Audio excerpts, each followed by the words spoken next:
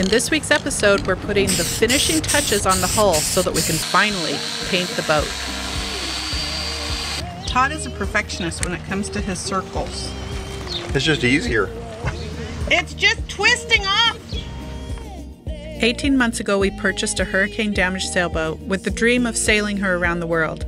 We started documenting this adventure each week for all of our family and friends to follow along.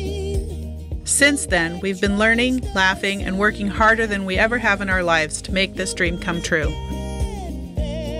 If you'd like to support these videos and help us splash, come join us on Patreon.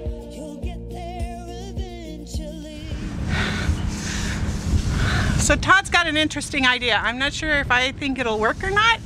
I'm skeptical, but he's the professional. He's going to use some spray paint to try and tell if we have gotten everything smoothed out on our hull and ready for actual paint. This isn't a professional thing. Well, I don't know. I've seen people do it. Whether it works or not, I don't know, but more like for things like this, you know, because we filled that in, but we don't know how it's really going to look, right?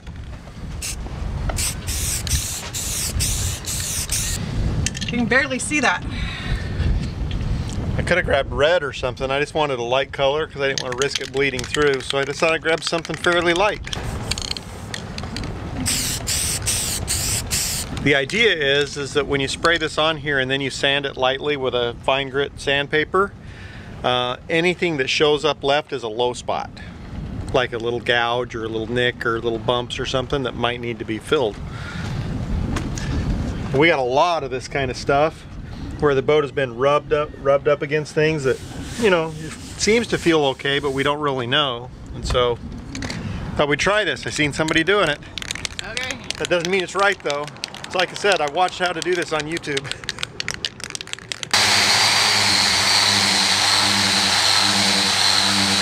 You see there's a little bit of green inside of there. So that's a low spot right there. Now, how picky are we gonna get? I'm not gonna be that picky. Can't afford to be that picky, but if it was a big, long, you know, zigzaggedy thing, then I would know it's something I need to deal with.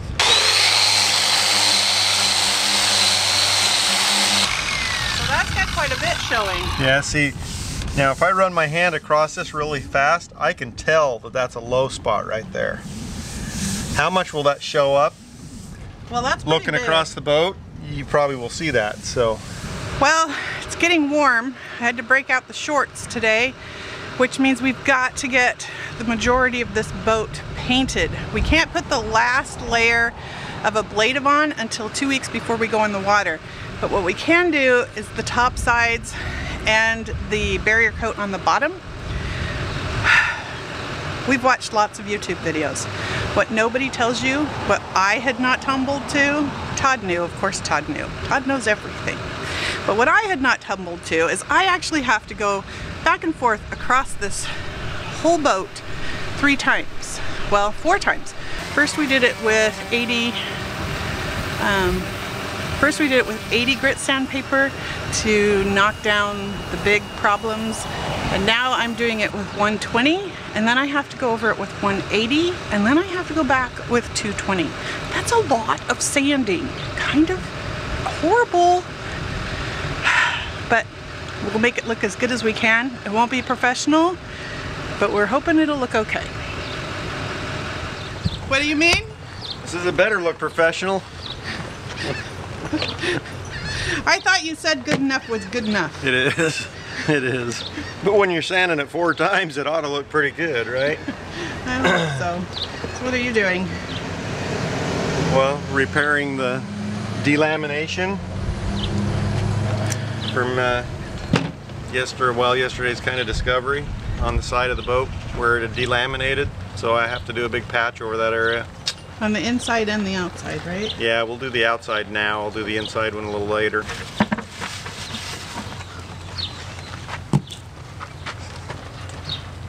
Todd is a perfectionist when it comes to his circles.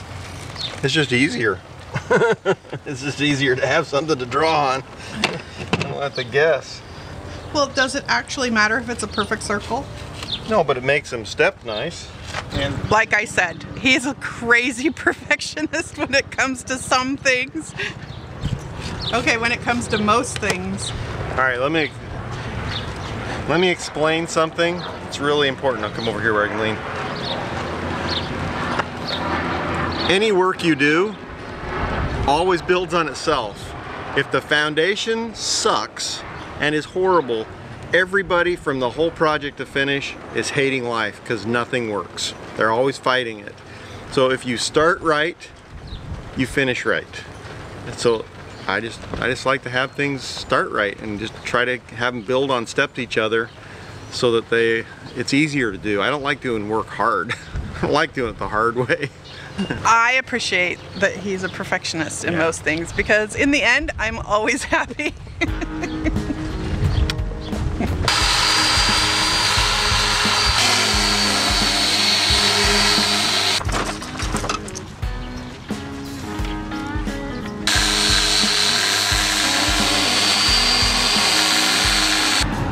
Okay. I am almost to the tip of the boat on one side in 120 grit, and Todd is working on getting out a couple of through holes that we have because we watched an episode of Adventure Adrift. We'll put the link to that video below in the description, but basically they had one of these go bad on them out 400 miles off the coast, and it was a pretty significant challenge if they hadn't been able to fix it. So we're thinking while we're doing it, we might as well repair them, replace them, do whatever it needs, and most of all put something on the inside that has an on-off, because all of these old ones, they just attach to a hose. There's no way to turn them off if they start to leak. So let's see what Todd's up to. About 5'6" last time I checked. Actually, I think I'm shrinking as I get older. I'm probably down to 5'5" now. Okay, you're gonna shove this in there like that. Okay. And then if you need to, you're gonna hold on to the screwdriver with this to keep me from turning it on the inside. So we've got that one there, and then we have this one down here that we've already removed. That's the grab point. Not in the greatest shape. Well, we've cut it off on the inside. We had to cut it off on the inside. Right. But this one's at least a bronze through hole. So this is, I think this is just nylon. Well, and that one up there is broken actually. Yeah, this one, that's why we were pulling this one off, was because of that. Right.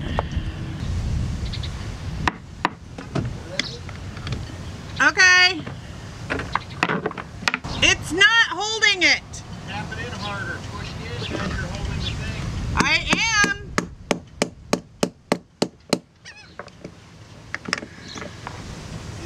It's just twisting off. Alright. Worry about it. You just gonna grind it off?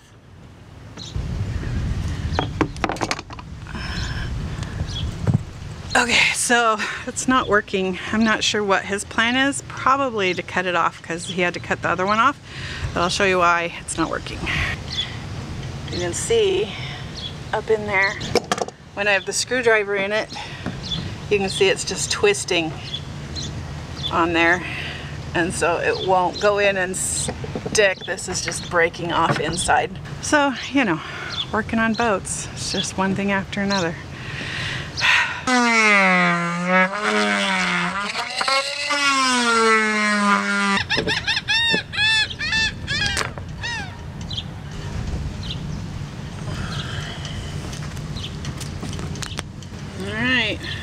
there's the broken one.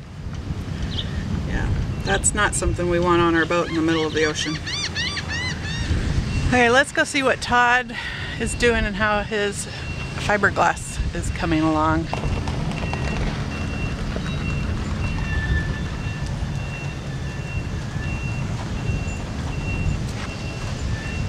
How's it going? Good. First 5 layers done. What's the blue? Magic marker. I used to draw the circle. It like spread all over the place? Yeah, it bled. Bleeding marker. What are you doing now? I'm rolling the fiberglass up. I just want to roll a little tighter so it fits better in the wrapper, but a lot of places sell you the fiberglass all folded up into squares, which bends all the fibers in it and makes it more difficult to use and lay flat. So it's better if it's actually rolled up. Some really good places will actually roll it up, and that's how they ship it to you, which is why it's a little more expensive to have them ship it. But this one's torn in the middle, which makes it harder to roll here. So that's why the stuff we got from Jamestown came all in a roll? Yeah. Yep. Yeah, especially on the cloth. The chop mat like this isn't as bad, but the cloth especially is, those fibers all go different directions, you know? So if they're a cross weave and they fold it, they end up doing things like that, which causes it a problem when you're trying to lay it flat.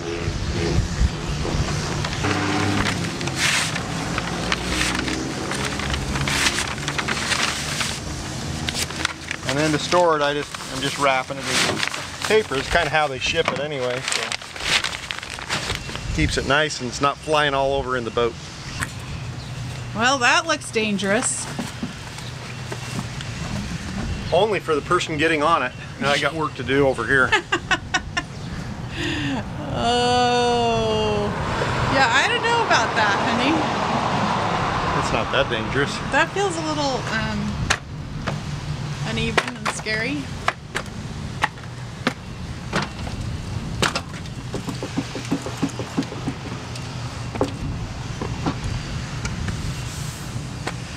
Don't fall into the razor wire.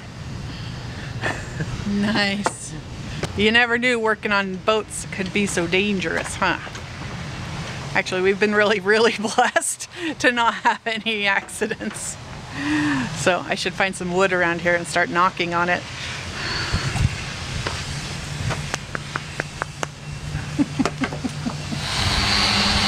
Oh, my word. I'm exhausted. So Todd's taking a turn sanding. It takes a lot more time and energy than I kind of thought it would. So I'm giving up on a perfect boat. I don't know. We're thinking that we'll just have to put a first coat of primer on it and see how it looks.